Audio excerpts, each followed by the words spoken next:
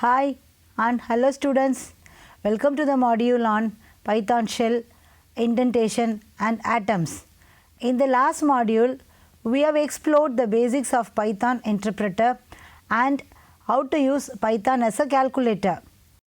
We have seen how to use a Python interpreter. An interpreter is a program which translates your code into machine language and then executes it line by line. We have used Python interpreter in two modes. They are interactive mode and script mode. In the interactive mode, Python interpreter lets you enter the command. When you type the command and hit enter key, Python interpreter goes ahead and executes the command. Then it waits again for the next command. In script mode, Python interpreter runs a program from the source file. Then what is a Python shell? A Python shell works like Unix shells such as Bash shell, C shell, etc. and it acts as an intermediate medium between us and a Python interpreter. That is, it submits our Python commands to the interpreter for execution. Then, in what way does a Python shell differ from a Python interpreter? Python shell lets us use the Python interpreter in interactive mode. That is, a shell provides an interactive use of Python interpreter. The interpreter is what actually executes the lines of code. Therefore, Python shell refers to the interactive use of it and Python interpreter refers to the actual interpreter that runs the code alone, not the interactive shell interface. Notice the shell and interpreter over the screen. Here you can see a Python shell which provides an environment for the Python interpreter. Python interpreter can be identified with 3 greater than symbol. You can open a Python shell in two ways. I have already shown how to open Python shell while installing Python in one of the earlier modules. Let me recall it now. Go to Start, then search for Python and click on IDLE Python 3.7 32-bit to open Python 3.7.1. You can see an interactive shell gets opened. This shell has 3 greater than prompt wherein you can enter Python commands and press enter key. Another way to open the shell is go to Start, then type command, that is CMD, and enter. This takes you to the DOS command prompt. At the prompt, type Python. You can see a simple window that contains a Python shell running as a process. Now, as you can see, the shell shows the version of the Python and other release information, and you can find 3 angular brackets, that is greater than symbol, wherein you can enter Python commands and execute. You can see this on the screen. This slide shows the Python interpreter along with the Python release information. So, this is the prompt wherein you can type your commands. We have already seen how to work with Python shell and using it for performing various operations in detail in the last few modules. Please note that when you browse through net, you also notice that the websites use interpreter and shell interchangeably, but do not get confused. Now, let us move on to indentation in Python. What is indentation and the need for indentation in Python, etc. In general, an indentation refers to the space at the beginning of a line. What is the need for an indentation? Indentation is one of the most important aspects in programming languages, but code indentation is the most ignored part during the programming, and the developers are mostly hesitant to use it. Bad code indentation may make a project uncontrollable due to wrong programming practice. Programming is not only to solve the problem, but it is an art of coding too. Code indentation is a part of style and aesthetic. If we follow proper indentation, then a program can be like a poem, and the user will feel comfortable enough to float through the code and understand the meaning. So, code indentation will make the programs easier to understand, read, modify, maintain and improve. Let us now see why Python requires indentation. Coding standards recommend prescribed indentation for the repetitive and selection constructs. Editors and IDEs are capable with language sensitivity to provide smart indentation so that these conventions can be easily attained. Languages like C, C++, Java, etc. actually require no indentation, but it makes the programs elegant. But Python's author Guido van Rossum would have felt that since indentation conventions are so prevalent and programmers have been using it, it may be the rule of the language and required by the compiler. So only Python requires indentation. C, C++ and Java statements which are written inside curly brackets are treated as a block.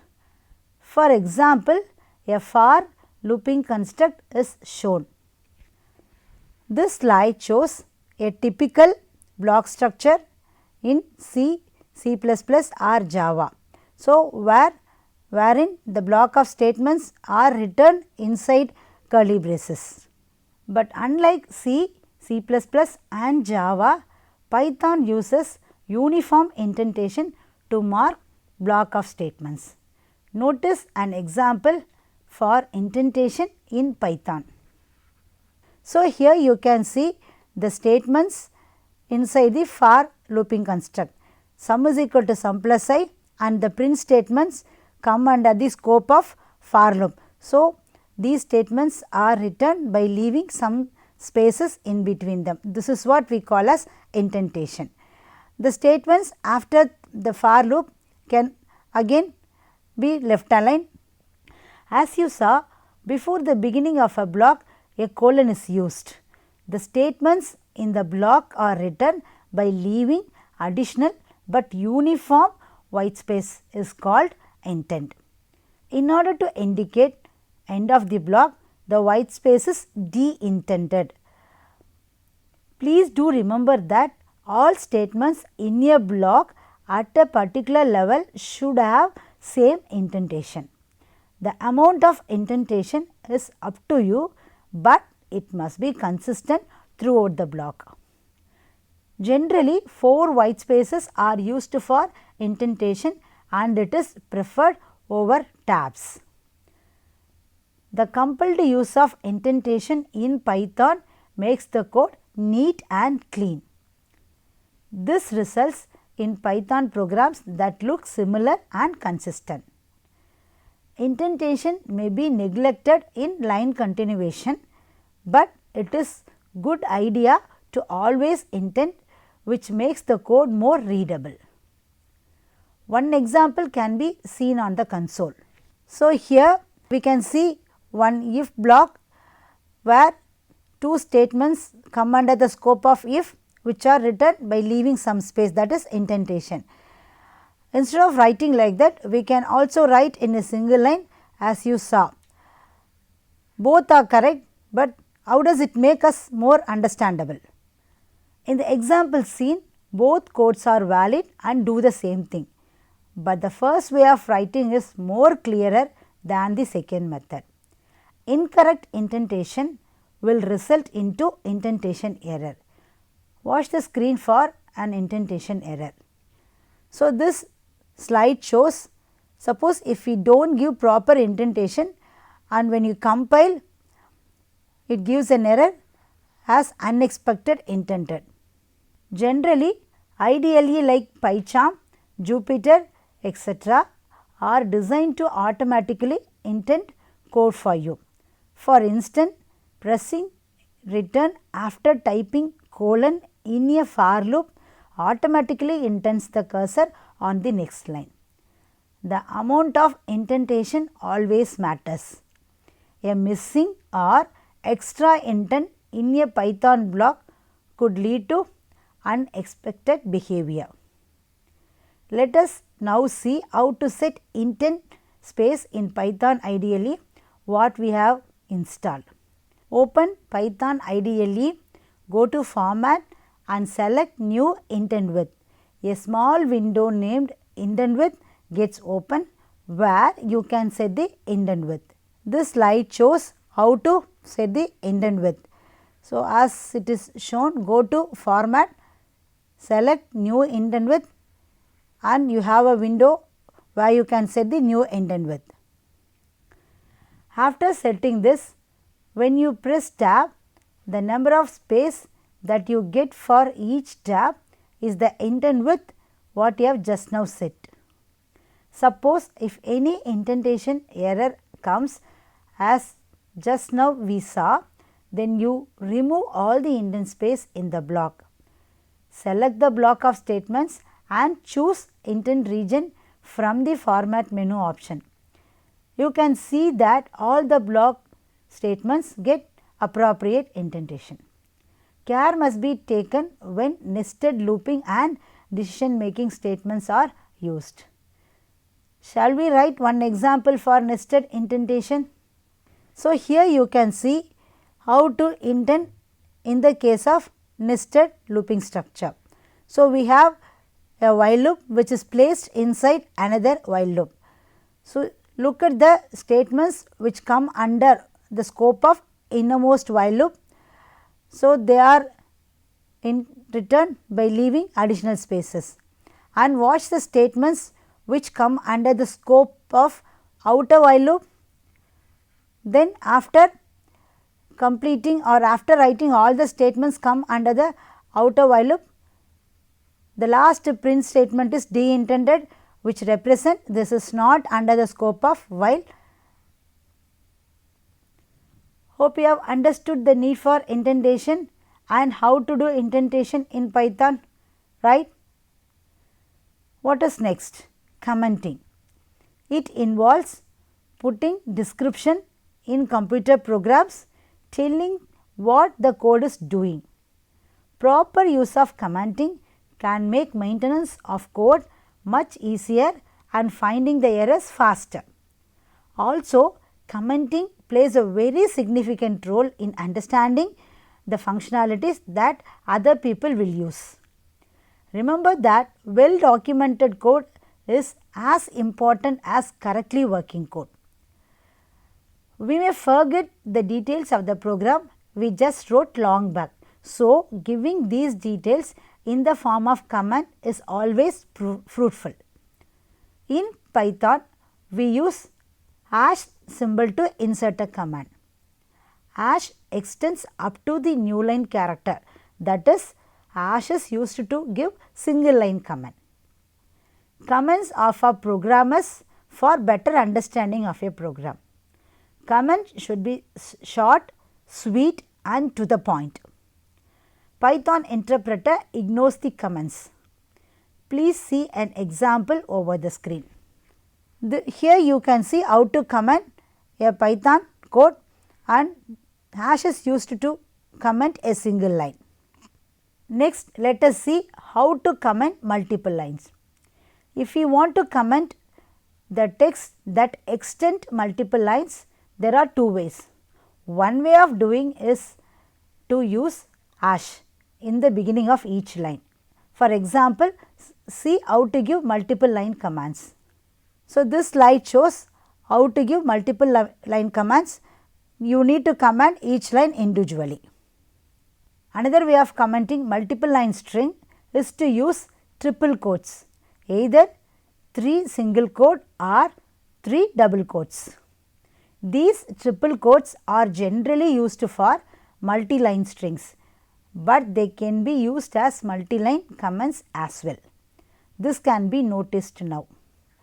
So, here you can see how to comment multiple lines. So, you can include multiple strings within triple single quote or triple double quotes. While quotes gives you the multi-line command functionality, this is not technically a comment. Actually, anything enclosed within triple quote is a string, but it is a string that is not really assigned to any variable. So, even if it is executed, it has no effect. So, it will be ignored at runtime and won't appear in the bytecode. Therefore, it can act as a comment. However, you should be careful where you place these multi-line commands within triple quotes. Depending on where it appears in your program, it could become as a docstring also. Wondering what is a docstring? It is a string that occurs as the first statement in your module, function, class or a method definition. We shall write what a function or a class does in the docstring. Triple quotes are used while writing docstrings. Please observe the use of docstrings. So, here you can see a definition of a function called square. We will see about functions in later modules, but the time being let us understand what is a docstring. So, after the first line, that is after telling the name of the function and argument, you can include docstring. This docstring helps us to understand what the function really does. So, docstring of a function, for example, is available in the attribute underscore underscore doc underscore underscore of the function. Execute the command shown to see the docstring associated with the function. So, in the earlier slide, we saw how to write a docstring. Let us run and see what we are getting. Suppose when we run this Python script, we will get the name of the docstring. Having seen Python indentation and commands, it is time to move to atoms. Let me give a brief note on atoms. Atoms are the basic elements of expressions in Python. The simplest atoms include identifiers or literals. Atoms can also be framed using strings, list, tuples, sets and dictionary. Atoms can be written using as seen over the monitor. So, here we see a simple form of atom, that is variable 1 is assigned with the value 10, where 10 is a number, it is a number literal. So, it is an example for atom. As I said, atom can be framed either by a variable or by string, etc. So, the second example is also an atom where we assign a string to a variable. So, here we saw a syntax for an atom. So, as I said, atom could be an identifier, literal or list or dictionary or anything in parenthesis form. For example, A is equal to eval of 1 plus 2. Here 1 and 2 are numerical literals. So, this is also an example for atoms. We have already discussed about the variables and identifiers in earlier module. The list, dictionary, etc. will be discussed in detail in forthcoming modules. To summarize, the interpreter actually executes the lines of code and the Python shell refers to the interactive use of it, and Python interpreter refers to the actual interpreter that runs the code alone. not the interactive shell interface. A Python shell is a way for a user to interact with Python interpreter. Coming to the indentation and comments, they form an important part of programming practice, and you are advised to follow these practices from the starting of your programming career. Finally, we have touched upon what is an atom and what it consists of. I believe that you enjoyed and you will appreciate the contents of this module. See you all again in the next module on literals and strings. Have a good day. Thank you.